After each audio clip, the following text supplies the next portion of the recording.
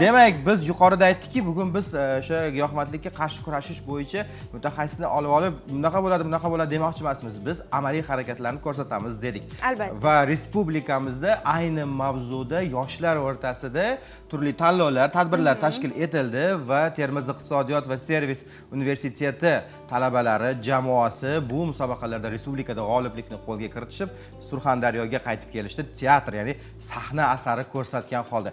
Mohira, tanishtirib o'tasiz, marhamat. Mehmonlarimiz studiyamizga o'rin olib ulgurdilar. Ularni tanishtirib o'taman. Termiz iqtisodiyot servis universiteti yoshlar bilan ishlash bo'limi bosh mutaxassisi Shahlo Qurbonova hamda Feruza Abdurahmonovalar va bizning iqtidorli talabalarimiz Tursunov Shohrux, Ibragimov Abdumalik, Xudoyor va Laylo Alaberdiyev Sunnat studiyamiz mehmonlar. Assalomu alaykum, xush kelibsizlar. Xush kelibsizlar.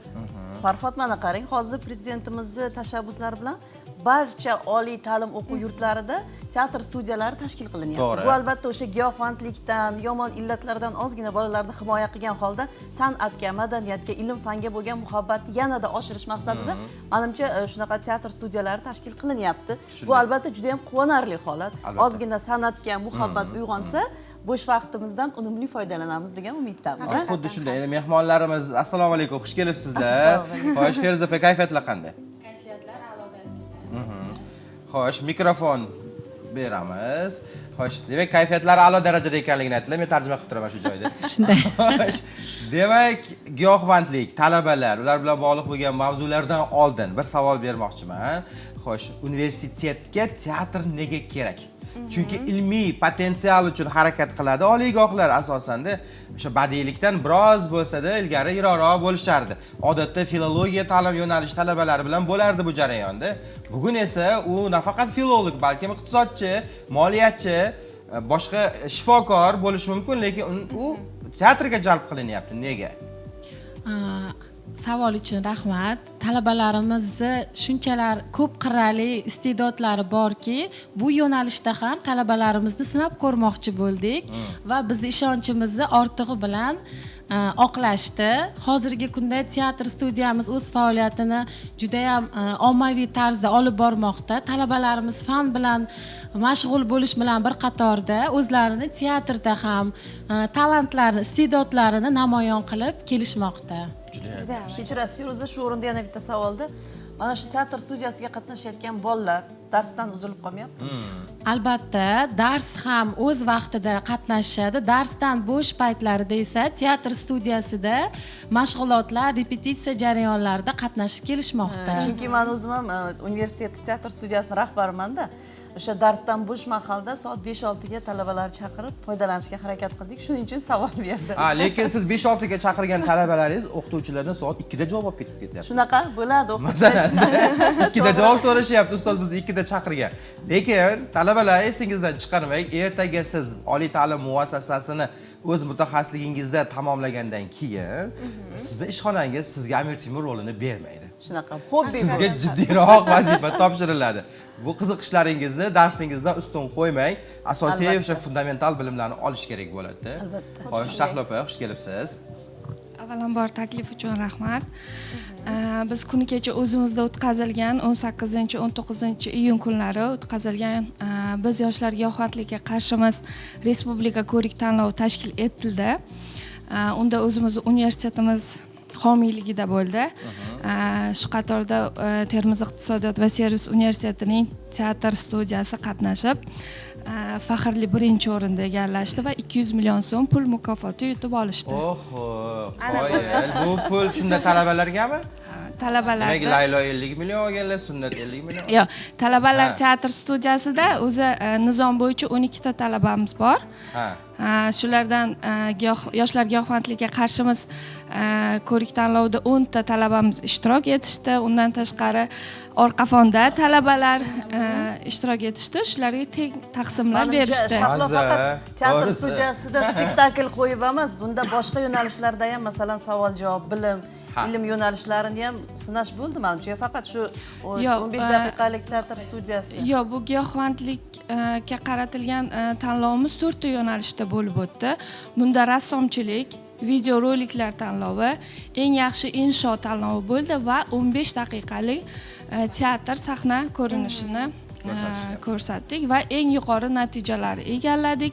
270 dan ortiq universitetlar ichida saralab olingan, hududiy bosqichlarda saralab olingan 30 ta jamoadan birinchi o'rinda oldik.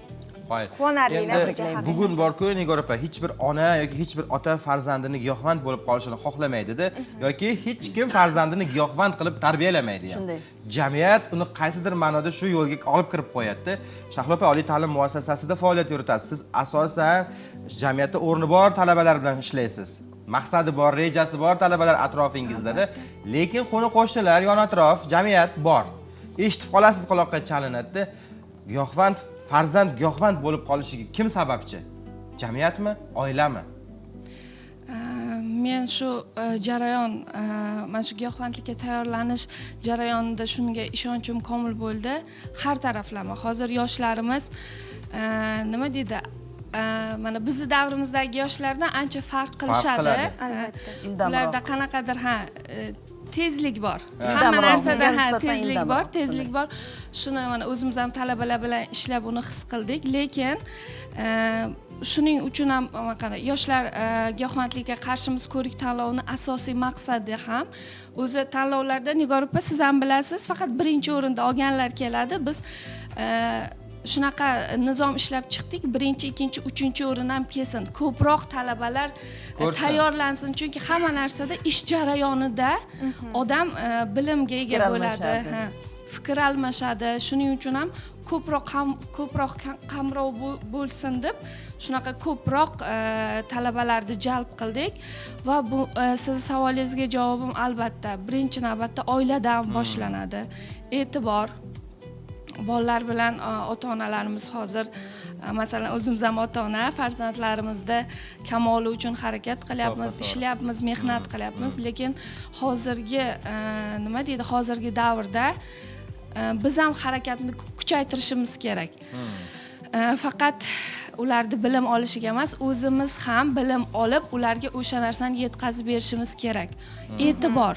E'tibor hozir birinchi navbatda deb o'ylayman-da, har bitta inson uchun. Albatta oila, tashqi Yana bitta muhit. gap bor-da, maqol bor Shahlo shu gapingizga. Do'sting kimligini ayt, seni kimligini aytaman degan maqolam bor-da xalqimizda. Albatta. Balki atrof muhit ta'sir qilayotgan oiladan ham ko'ra. Maktabni 9-sinf o'quvchisini kecha aytishyapti. Maktabni 9-sinf o'quvchisi kuniga 2 qadoq sigaret chekar ekan. Voh, 9-sinf bola, tasavvur qilasiz, u hali bola u. Keyin unga sinfdoshlari sigaretni tashlash uchun bitta psixotrop moddani tavsiya qilishibdi. Undagi nikotin miqdori sigaret chekkandan ham ko'p ekanda, undan sigaret chekkani durust edi. Va o'z-o'zidan farzandda o'zgarish, deylik 60 kilogramm bo'lgan bola 35 kilogramm bo'lib qolgan, ko'zlar chiqib, ko'z xiralashib qolgan, o'shanaqangi bir kuchga ega ekanki, ko'z ko'rmay qolar ekan. Keyin gaplar, so'zlar g'udurlanib qolar ekanda. dunyodan uziladi-da. Ha, endi haligi 10-sinfga o'tgandan keyin otasi payqab qopti. Shuncha vaqt ota qayerga qaragan degan bir jahlim chiqdi. Ota qayerga qarayapti debdi. Mana shunday paytda oila baribir ham kuchliroq e'tiborda bo'lishi kerak. Haqiqatan ham juda ham achinarli holat. Ushbu ro'y berayotgan holatlarni albatta yoshlarimiz ham befarq emas. Qadrli teletomoshabinlar, Surxondaryo telekanalida Munavvar kun musiqiy dam olish dasturi davom etadi. Albatta. Va biz bugun 26-iyun giyohvandlikka qarshi kurashish kuni bo'yicha suhbatlashyapmiz. Endi yoshlarning fikrini eshitamiz. Xuddi shunday. Xo'sh, demak jamoa sardori bor. Jamoa sardori bilan tanishib olsak. Avvalambor assalomu alaykum.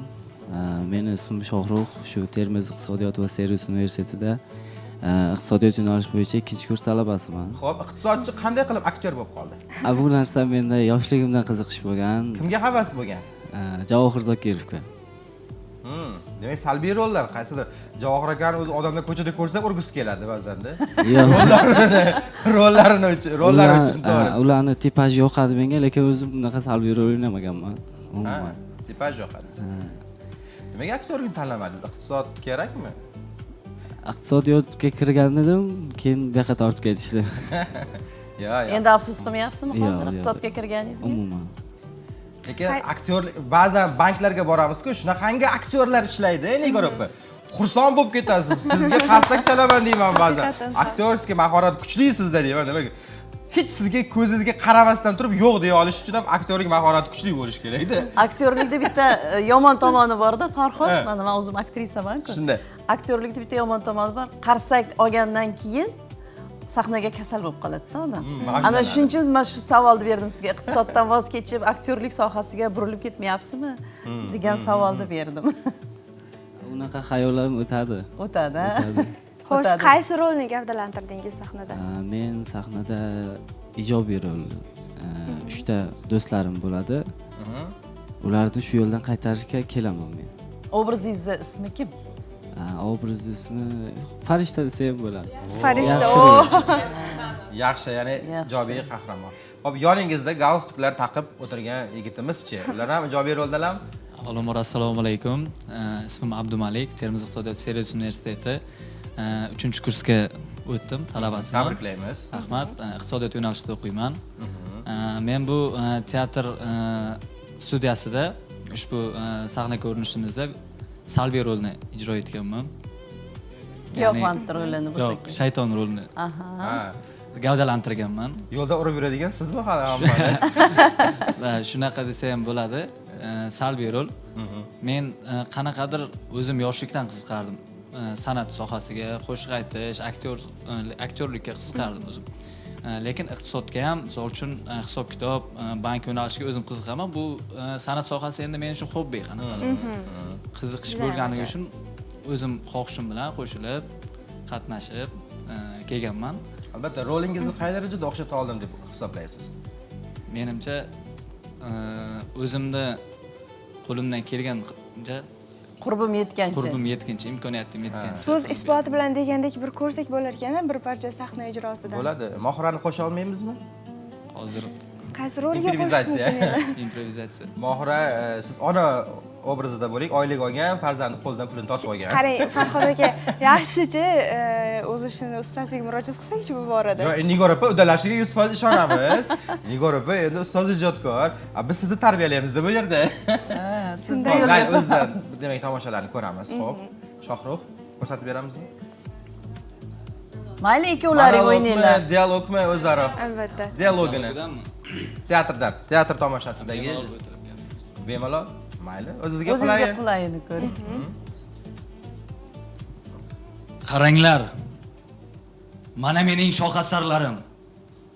Mening go'zal, jonsiz qo'g'irchoqlarim. Men ularning vujudiga, qoniga zahar yuborib, mana shu to'rlarimga bog'lab qo'ydim. Bu to'rdan hech kim hech qachon tirik chiqib keta olmaydi. Endi shovqin solmang. Tomoshani boshlaymiz. Bu shaytonni gaplari. Shayton ham shunday kulib ijro etadimi rolini? Makiyaj qilinadi, grim qilinadi, grimda boshqa Ana olam bo'ladi. aktyorlikda bitta tomoni shuda, mana kiyim, grim, kostyum o'sha nima holatga olib kirishga qaysidir jihatda bir 50% yordam beradi. His Haqiqatan qiladi. ham. Hozir mana kuzatib turibmiz, hech bir shaytonga o'xshamayaptilar-da. Shayton ham shaytonga o'xshamaydi aslida. Bular Tasavvur professional, qilganman. bular professional emas, bular teatr studiyasi. Bular o'sha o'zini tushunchasi bilan shuni yetkazib berayotganini o'zi bir katta yutuq. Qani Shohruhdan ham eshitaylik, keyin Nigor opadan fikr so'raymiz. Xo'sh. Ichigacha o'xshadi. Baho beradilar bir ma'noda. Meni oxirida sahnani tugallaydigan monologim bor, shuni aytib beraman. O'ziga yoqadi shu joyi. Aha. Hozir chiroqlar yonadi. Qarsak chalasizlar va tarqalib ketasiz. Shundaymi? Yaxshilik bilan tugadi deb o'ylayapsizmi? Bu shunchaki teatr. Ko'chaga chiqqaningizda haqiqiy hayotda esa xuddi hozirgidek minglab yoshlar ichidan yemirilib yordam kutib yashashyapti. Ularni qutqarish uchun dunyoni o'zgartirish shart emas. Shunchaki birgina so'z yetarli. Men senga ishonaman. Sen menga keraksan degan birgina ishonch yetarli.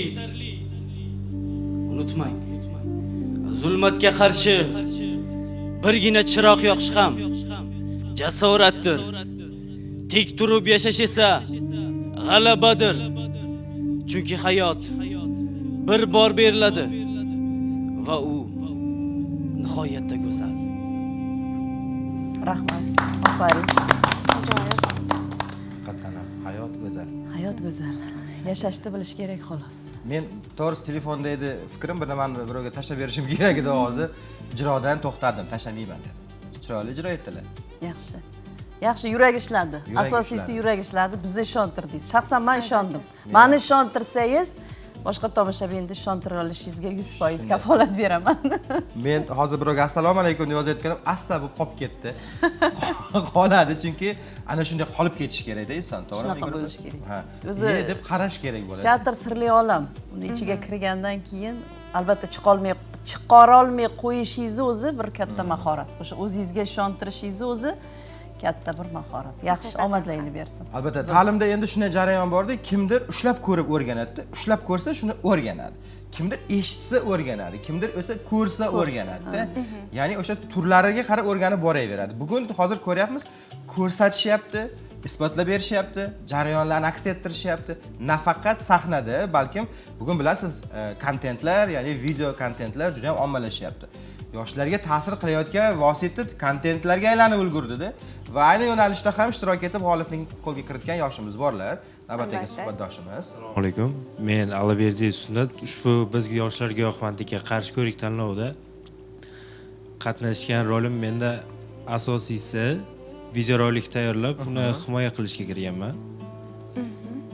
Videorolikda asosiy ochib berilgan narsa yoshlar giyohvandlikka berilganda qanaqa salbiy holatlar bo'ladi, oilaviy holat qanaqa o'zgaradi, o'shalar ochib berilgan. Albatta. Sunnat, umuman olganda jamiyatda eshitib turasizmi? Endi yoshsiz. Sizlar atrofingizda bu gaplar ko'p eshitiladi. Xo'p, masalan, siz nima degan bo'lardingiz shunday insonlarga? Deylik, butun bir boshli umr, butun bir boshli hayot, rejalar, maqsadlar qolib, umuman salbiy ta'sirlarga tushib qolish. Salbiy ta'sir avvalambor o'ziga ko'proq bo'ladi, lekin oilaviy sharoitini juda yomon holatga tushirib qo'yadi. Nafaqat oilaviy hayot, status, ota-ona, butun bir boshli umr, butun umr to'plagan kimningdir obro'yi, misol uchun-da, bobo harakat qilgan, bobosi harakat qilgan, ota harakat qilyapti, kelib farzandga kelib unga bolta urilyapti-da. Aytadi-ku, o'sha yog'och daraxt yig'lamasga uning o'sha nima deydi, nimasi daraxtdan bo'lganligi uchun yig'lar ekan deydi-ku. Ya'ni o'zidan bo'lganligi uchun. Boltani sopi, dastasi. Shuning uchun. Deylik, bugun yoshlarni bitta narsaga juda ham o'rgatishga harakat qilyapmiz, lekin o'rgata olmayapmiz-da, o'ta qiziquvchanlikni me'yori bo'lishga.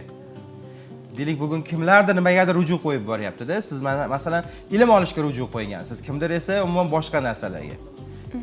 Baribir ham o'sha tamaki mahsulotlari sotilayotgan rastalar yo'qolib ketayotganligi yo'q. Alkogol ichimliklar sotilayotgan rastalar yo'qolib ketayotganligi yo'q. Masalan, xalq tili bilan aytganda narkologiya dispanseriga borganimizda 7-8 sinf o'quvchi qizlarining dispanserda davolanayotganligini ko'rib, allaqachon alkogol mahsulotlariga ruju qo'yib qolganligini ko'rib, vaqt bu farzandlarni kim tarbiyalayapti degan fikrga kelgan edik. Psixotrop modda ta'sirida birinchi gallyutsinatsiyaga uchrab, keyin komaga tushib, keyin onasining qo'lida vafot etgan 15 yoshli bola misol uchun-da. Qarang, bular bor keyslar, bular bor raqamlar, Surxondaryoda bo'layotgan jarayonlarda. Demak, bugun biz e'tiborli bo'lishimiz kerak. Birgina mana shu telefon farzandga ham yaxshilik va yomonlikka xizmat qilib boryapti. Ota-onalar e'tiborli bo'ling. Bitta giyohvandlik vabosi juda ham ko'p narsani keltirib chiqaradi. U davosiz kasalliklarga olib keladi. Hozir mana speed dispanseridagi holat ham achinarli. Biz teatr bilan o'rganishga bordik. Bu nimadan? O'sha giyohvandlikni birinchi boshlanishidan shunaqa davosiz kasallar chiqib kelyapti. Shunday. Albatta. Xo'sh, endi hozir rassom qizimiz ham bor ekanlar-da oldimizda. Xo'sh, odatda giyohvandlarning hayotini ko'rsatganimizda doim qora ranglardan foydalanamiz. Nima uchun demoqchisiz? Nima uchun qora? Faqat qora. Chunki u qora sovuq rang zulmatni tasvirlab berdim bu rasmimda. Asarimni men 2 yo'l 2 taqdir deb nomlaganman. 2 yo'l 2 taqdir. insonni o'ziga bog'liq ekanligini tasvirlab bergan u yoqda.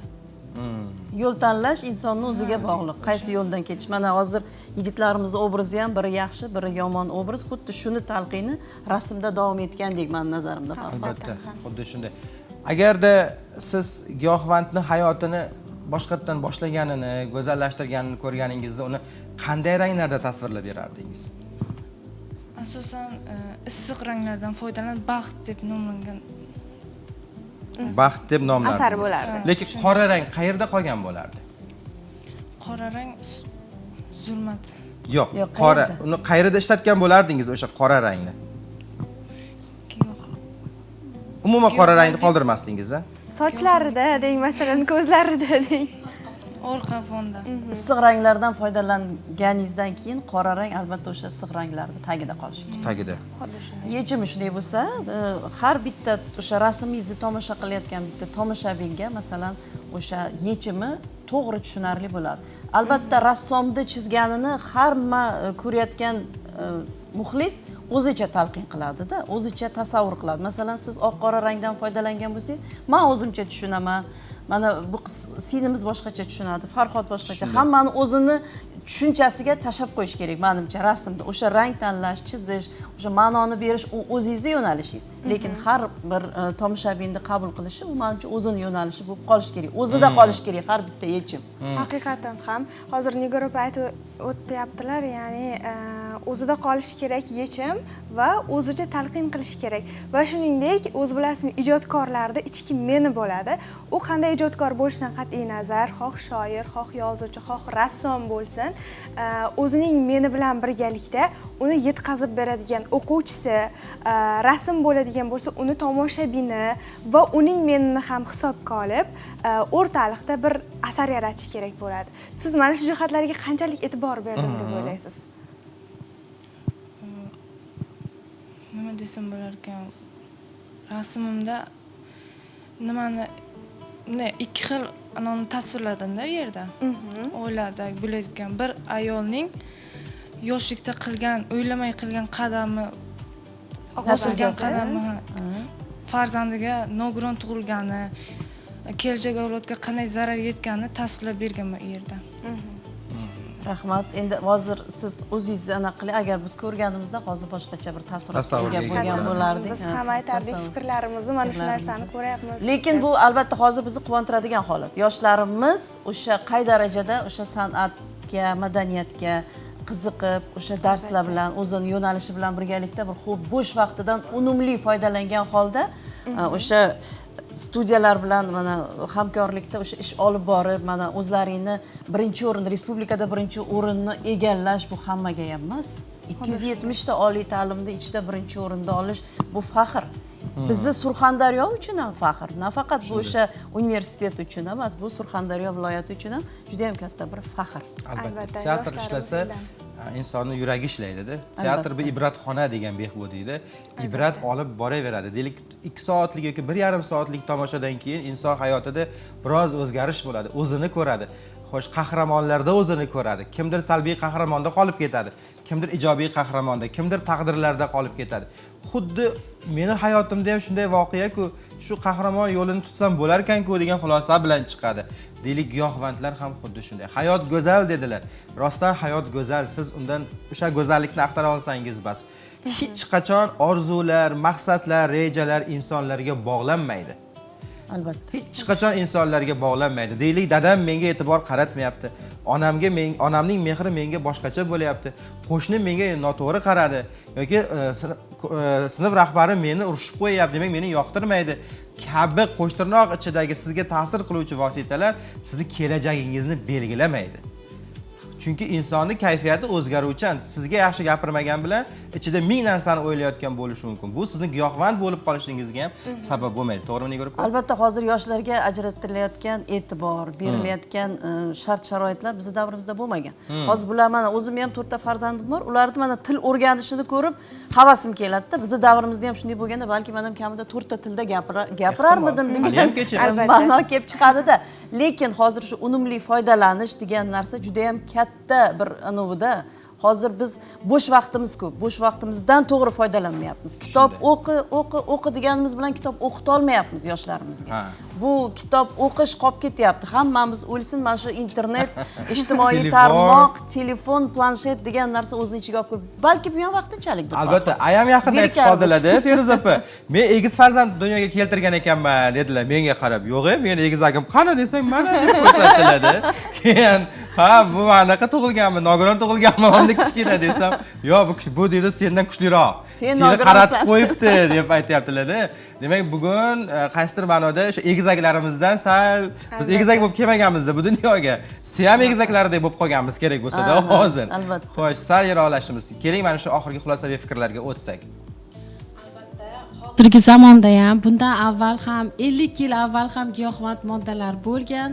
Avvalambor bularga qarshi kurashish uchun farzandlarimizni mafkuraviy immunitetini shakllantira olsak, biz maqsadimizga erishgan hisoblanamiz. Chunki oddiy bir telefon orqali ham farzandlar yomon yo'lga kirdi deb aytyapsiz. Agar mana shu joyda farzandimizni o'zini dunyo qarashini, mafkurasini shakllantira olgan bo'lganimizda edi, uni qiziqishlarini eshitgan, ota-ona birinchi navbatda do'st bo'lishi kerak farzandiga. Shunda farzand ko'chadan o'ziga do'st qidirmaydi.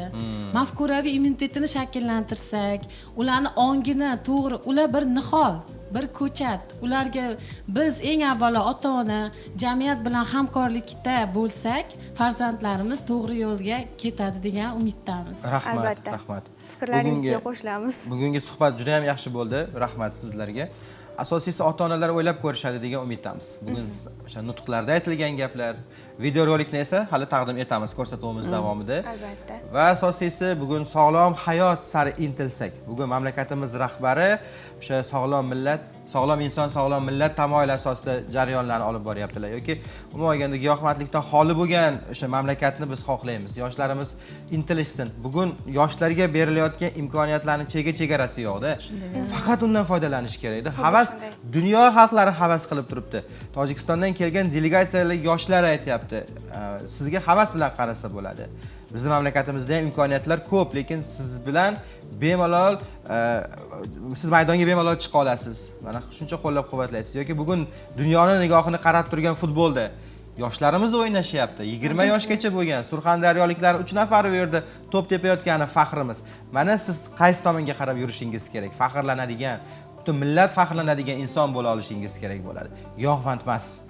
Agar mahalladan bitta shifokor chiqsa, 10 ta mahalla shu mahallada shifokor yashaydi deb faxr bilan qaraydi. Bitta giyohvand chiqsa, o'sha mahallaga qancha ta'sir qiladi, nafrat ham paydo bo'ladi. Farhod aka, men fikringizga qo'shimcha qilmoqchiman. Ya'ni Mahatma va Gandini ham shunday gapi bor. Agar dunyoni o'zgartirmoqchimisan, eng avvalo o'zingni dunyoingni o'zgartirishdan boshla deb bekorga aytmagan ekan deb o'ylab qoldim. Hozir mana fikrlaringizni eshitib ham. Feruza opa, Shahlo opa, yoshlar, yana bir bora ko'rib turganimizdan xursandmiz. Xush kelibsizlar. Ustozlar egnidagi libosda hayotingiz yorqin bo'lsin hamisha. Xo'sh, kuzatib qo'yamiz. Kuningiz xayrli bo'lsin.